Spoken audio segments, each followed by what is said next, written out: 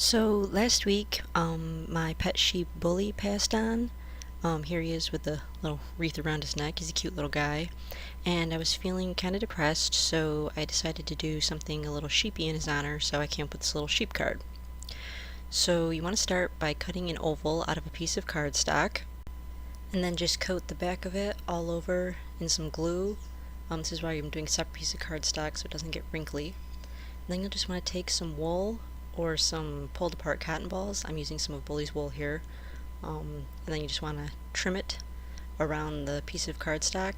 You want it to extend out a little beyond it, but not too much, just enough to cover it up so you can't see it from the front side. And then you might want to pull it around afterwards to just fluff it up a little bit, and to do a little bit of readjusting to get it just right. And so then you want to cut yourself out a couple of little feet-shaped pieces. You want 4 of those, and then you'll cut another one, a much larger one, in a similar shape, and then you'll just angle it off a little bit on both sides, and that's going to be the sheep's head. And so then you should end up with something like this with the head and the 4 feet. And so then you just want to take a glue stick, because this will keep everything from wrinkling. You don't want the card to wrinkle.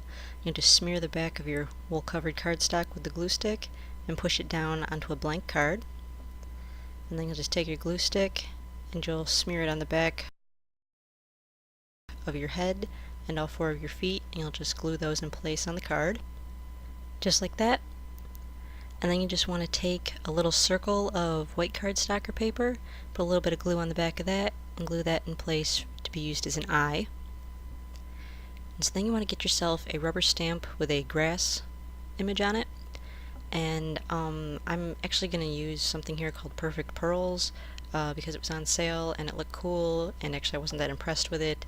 It just kind of looks like mica powder, but anyway, so you put the stuff on the stamp, and then you dump the powder onto the stamped image, whatever that little gluey stuff is, and then you just take a paintbrush and brush it off, and that removes all of the powder, but it leaves the stamped image behind.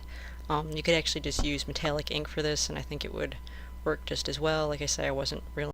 And so then I don't know if it shows up that well on the camera, but there is kind of a little metallic sheen to the grass when the light catches it.